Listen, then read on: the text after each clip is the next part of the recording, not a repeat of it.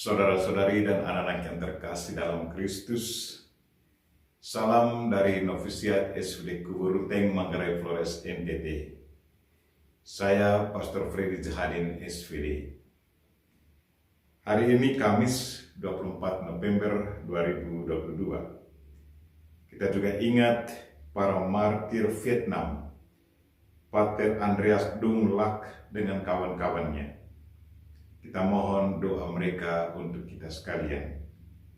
Injil hari ini diambil dari Lukas bab 21 ayat 20 sampai 28. Kita diingatkan bahwa kecemasan bisa mematikan tubuh jasmani kita.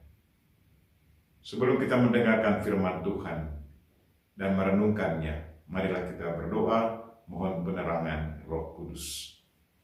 Dalam nama Bapa dan Putra dan Roh Kudus. Amin. Tuhan dan Allah kami, puji dan syukur kami haturkan kepadamu karena Engkau selalu mengingatkan kami untuk setia kepadamu.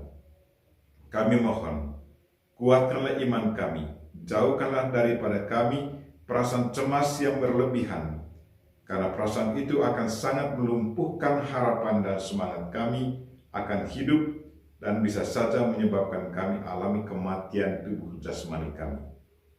Tuhan, utuslah Roh Kudus-Mu, terangilah pikiran dan hati kami. Semoga dengan bantuan Roh Kudus-Mu kami dapat memahami apa yang disabdakan firman hari ini, dan isi pesannya dapat kami hayati dan amalkan dalam hidup harian kami. Doa ini kami sampaikan dengan perantaraan Kristus Tuhan kami. Amin. Tuhan bersamamu dan bersama rohmu. Inilah Injil Yesus Kristus menurut Lukas. Dimuliakanlah Tuhan.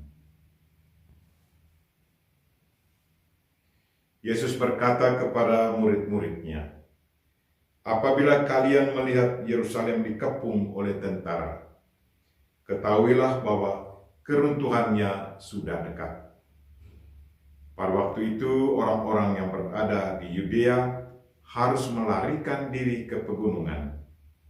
Orang-orang yang ada di dalam kota harus mengungsi, dan orang-orang yang berada di pedusunan jangan masuk lagi ke dalam kota.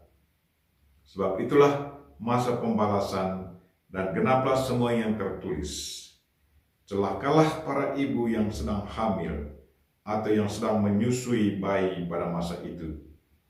Sebab kesesakan yang dahsyat akan menimpa seluruh negeri, dan murka akan menimpa bangsa ini. Mereka akan tewas oleh mata pedang dan diangkut sebagai tawanan ke segala bangsa. Yerusalem akan diinjak-injak oleh bangsa-bangsa yang tidak mengenal Allah, sampai genaplah zaman bangsa-bangsa itu. Dan akan tampaklah tanda-tanda pada matahari, bulan dan bintang-bintang. Bangsa-bangsa di bumi akan ditakutkan dan bingung menghadapi deru dan gelora laut. Orang akan mati ketakutan karena cemas berhubungan dengan segala sesuatu yang menimpa bumi ini. Karena kuasa-kuasa langit bergoncangan. Pada waktu itu orang akan melihat Anak Manusia datang dalam awan dengan segala kekuasaan dan kemuliaannya. Apabila semuanya itu mulai terjadi, bangkitlah dan angkatlah mukamu, sebab penyelamatanmu sudah dekat. Demikianlah firman Tuhan. Terpujilah Kristus. Saudara-saudari dan anak-anak yang terkasih dalam Kristus, tema renungan kita hari ini ialah kecemasan bisa mematikan tubuh jasmani kita. Pada suatu pagi, malaikat maut menemukan seorang ibu yang lagi dalam perjalanan menuju kali untuk mengambil air. Malaikat maut berkata kepadanya, "Ibu, hari ini saya akan mengambil satu daripada kamu di kampung ini."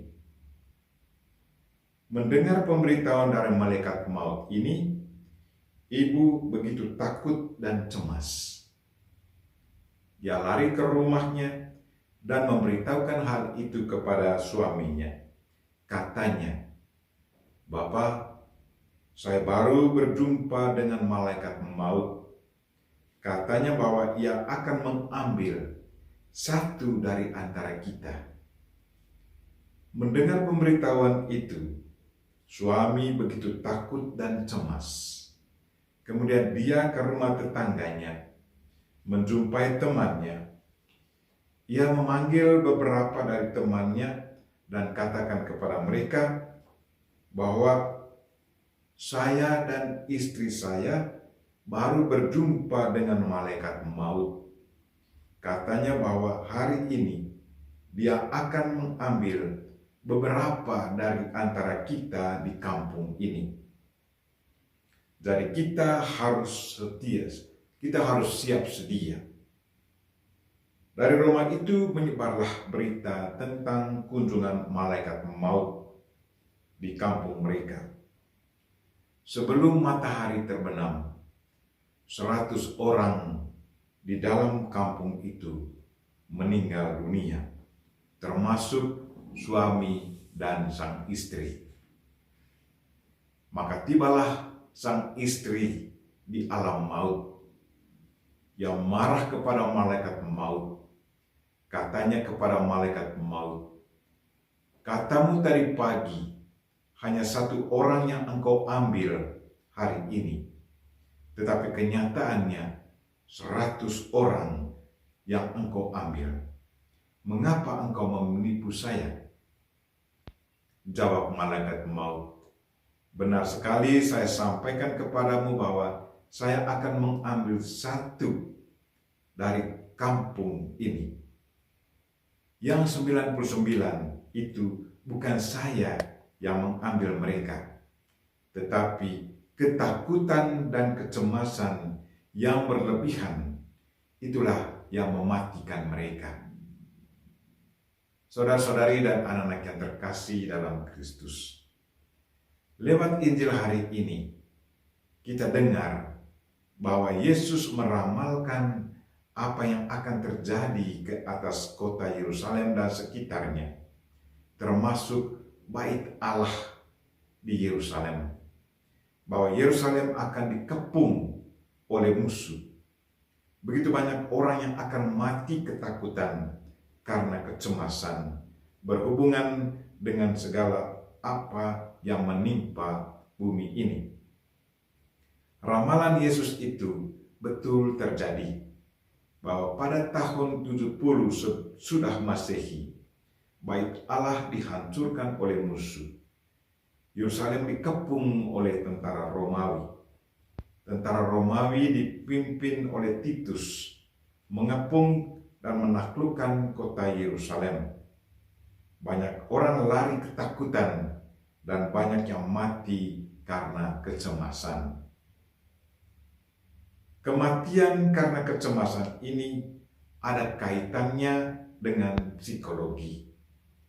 Dalam ilmu psikologi, kita sebut psikosomatik. Pekerjaan organ tubuh terganggu karena perasaan ketakutan yang berlebihan.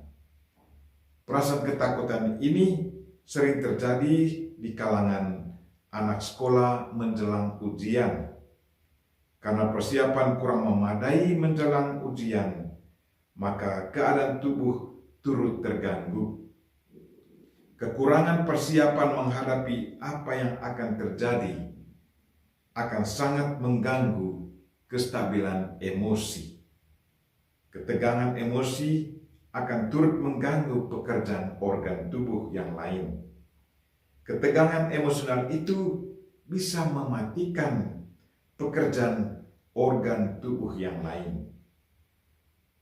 99 orang yang mati dalam cerita tadi, menurut malaikat maut, bukanlah ia yang memanggil mereka, tetapi kecemasan yang mematikan mereka.